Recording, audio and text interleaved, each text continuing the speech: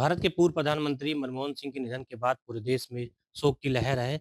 हम इस समय कानपुर में मौजूद हैं और हमारे साथ पूर्व एमएलसी कुलदीप सिंह जी हैं, जिन्होंने कई ऐसे किस्से हैं उनके पास जब वो भारत के जो पूर्व प्रधानमंत्री मनमोहन सिंह जी से मिले थे और पहली बार उन्होंने जब कहा था उनसे कि आप भारत के पूर्व प्रधानमंत्री बन सकते हैं, तो खुद वो चौकन्ने हो गए थे। तो इस पे बात करने के लिए हमारे साथ आप कब पहली बार उनसे मिले थे और क्या आपकी बातचीत हुई थी? देखिए, मैं तो उनसे जब वो फाइनेंस मिनिस्टर बने तब से उनसे मिलता ही चला आ रहा हूँ। क्योंकि सिख समस्याओं को लेकर हम वहाँ जाते थे, उनसे डिबेट डिस्कशन हुआ करती थी।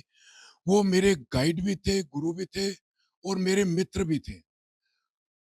जिस वक़्त 2004 के पार्लियामेंट्री चुनाव के में अभियान में वो यहाँ पर आए, तो हम लोग सर्किट हाउस में बैठे थे।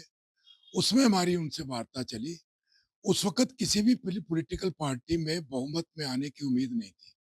तो ऐसे बैठे-बैठे मेरी उनसे बातचीत चली, हँसी-मज़ाक में मैंने कहा, देखिए ऐसा है डॉक्टर साहब कि आप जो हो, वो लगता है कि सर्वसम्मति की चुनाव हो, ज ज आपकी सर्वसम्मति से चॉइस होगी आपकी। क्योंकि कोई भी व्यक्ति ऐसा नहीं है हिंदुस्तान में जिसको सभी पॉलिटिकल पार्टियाँ लाइक करती हो, क्योंकि आप किसी को अपोज़ नहीं करते हो। तो ऐसा भी हो सकता है कि ऐसा पोज़ीशन बन जाए कि आप प्रधानमंत्री बन जाएँ, अब की तरह बने। वो हँसने लगे, कहने लगे, यार डोंट थिंक ऑफ दिस। क्या एक सरदार प्राइम मिनिस्टर बन जाएगा हिंदुस्तान में? ऐसा नहीं हो सकता है। खुदा की किस्मत, वो प्रधानमंत्री बन गए। जब मैं उनसे बधाई देने के लिए गया वहां पर, तो हजारों आदमियों की लाइनें लगी थी। उसमें जब मैं उनके बंगले 12 नंबर कोठी थी, मैं भी अंदर गया, तो एक निगाह से दूर से जब उन्होंने मुझे देखा, तो वहीं से सीधा चलते मेरे पास आए, हाथ में लाया और मुझे गले चिपटा के अंदर ले गए कमरे में। अपनी मिसिस जो थी सरदारनी गुरशन कौर जी, उनसे मिलाया और उसके बाद आके जनता को उसी तरह वो एक-एक करके सबको लाइन में खड़े थे, उनको मिल रहे थे, मिलने लगे। वो मुझे देख के मुस्कुराए और मैं भी मुस्कुराया। मैंने कहा, याद करो वो दिन। एक घटना जो बड़ी मेरे साथ हुई, जिसका मैं आपके साथ ज़रूर साझा करूँगा, कि मैं लेबर लीडर कभी भी नहीं रहा, लेकिन एक मेरे मित्र थे, वो हमको टेफ़को मिल बंद थी, वहाँ पर वो मुझे ले गए, हज़ारों की तादाद में लेबर बैठे थे। उन मज़दूरों में जोश-खरोश से बातचीत चल रही थी, तो मैंने भी माइक पकड़ लिया और जनता को देख के मेरे भी जोश-खरोश आ गया। तो मैंने भी वहाँ पर लंबे-लंबे भाषण कर दिए। जब मेरा पता लगा डायरेक्टर को अंदर के सरदार कुलदीप सिंह आए हैं, तो उन्होंने अपना आदमी बाहर भेजा। जैसे ही मेरा भाषण खत्म हुआ, तो मुझे वो अंदर बुला के ले गए। तो उनके 3-4 आदमी आए अधिकारी, मुझे बुला के अंदर ले गए। जब मैं वो गया, डायरेक्टर ने मुझे कहा, राउंड टेबल पे बैठे थे, वो कहने लगे कि ऐसा है कि सर हमें रुपया चाहिए, हम तो मिल चलाना चाहते हैं, पैसा नहीं है, कैसे करें? मैंने डॉक्टर मनमोहन सिंह को फ़ोन किया और फ़ोन करके उनसे टाइम माँगा और हम लोग दिल्ली, मैं और वो दोनों दिल्ली चले गए। जब हम दिल्ली गए, तो उनको लॉबी में बिठा दिया गया और मुझे डॉक्टर साहब ने बात की। कह ले, देखो ऐसा है कुलदीप सिंह, आप आए हो, वादा कर आए हो, गलती की है आपने, आपकी पगड़ी की लाज के रखने के लिए मैं 2 करोड़ टेफ़को को दे देता हूँ, ये स्टार्ट करें। लेकिन अब भारत सरकार ने एक योजना बना ली है, उसको आप अच्छी तरह समझ लीजिए। हम लोगों की खून पसीने की कमाई टैक्स के रूप में इकट्ठी करते हैं। इसलिए इकट्ठी करते हैं, हम उनको सड़कें बना के दें, हम उनको प्योर पानी की व्यवस्था करें। आज तक इतने साल से आज़ादी हुई, हम प्योर पानी जनता को नहीं दे पाए।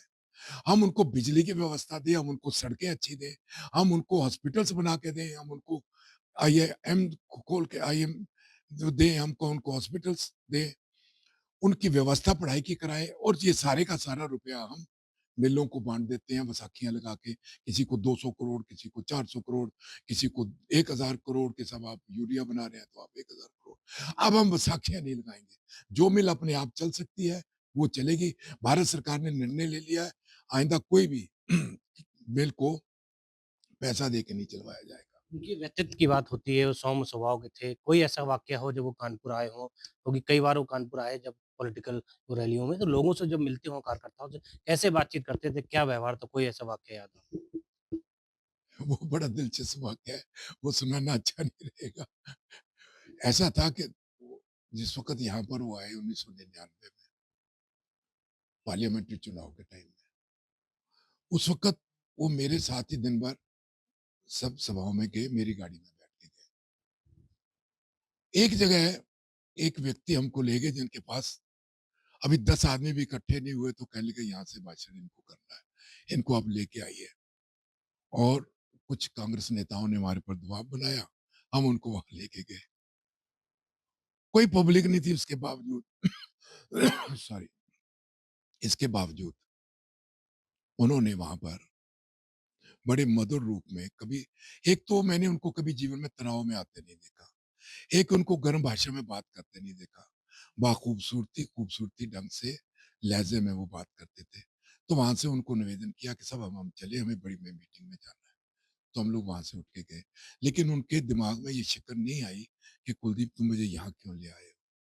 हम यहाँ सबसे पहले गुरुद्वारा गए। जब वहाँ माथा टेका तो हमने कहा कुछ आप बात करेंगे जनता संगत को मैसेज देंगे? कह लिए देखिए ऐसा है, पॉलिटिकल बात कोई हम गुरुद्वारा में नहीं करेंगे। मुझे उनकी पॉलिसीज़ इतनी अच्छी लगती थी, इतनी समझ आती थी कि राजनीति को पॉलिटिक्स में मत घुसेड़ो, इसमें परेशानी और वही देश में अगर उनकी पॉलिसीज़ के ऊपर हम चले, तो मैं समझता हूँ, आज हम देश को सोने की चिड़िया बना सकते हैं। किसी के मन में उनके प्रति वैर विरोध नहीं है। अपोजिशन पार्टी को उसी तरह गले लगाते थे, जिस तरह के अपने दल के आदमियों को गले लगाते थे। किसी के साथ कोई वो वैर विरोध नहीं था। जब न्यूक्लियर डील हुई तो मुझे पता है कि उस वक़्त कम्युनिस्टों ने हमारा इसका विरोध किया, सरकार भी हमारी गिराने पे आ गई क्योंकि उनके समर्थन से सरकार थी। भारतीय जनता पार्टी अपोजिशन में थी, ये तो वैसे ही अपोज़ कर रही थी।